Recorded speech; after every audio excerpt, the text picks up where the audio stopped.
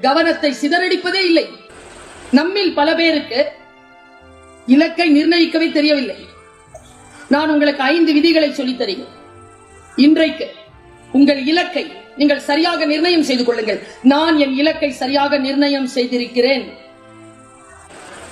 இல்லை என்றால் இந்த வயதில் உங்களுக்கு முன்னால் வந்து நிற்க மாட்டேன். என் இலக்கம் என்ன தெரியுமா? நான் இப்படி சொல்றேங்க, யாரும் வருத்தப்படாதீங்க. 30 ஆண்டுகளாக மேடையில் பேசிக் கொண்டிருக்கிறேன். நான் ஸ்டாப். கடந்த 3 ஆண்டுகளாகத்தான் என்னை பரவலாக தெரிகிறது. 27 ஆண்டுகள் பரவலாக என்னை தெரிந்து கொள்வதற்காக நான் விதைத்திருக்கிறேன். 27 ஆண்டுகள் பிளஸ் 3 ஆண்டுகள், 30 ஆண்டுகள் நான் உழைத்திருக்கிறேன். இன்றைக்கு வரக்கூடிய இளைஞர்கள் 3 மாதத்தில் இந்த புகழை எட்ட விரும்புகிறார்கள்.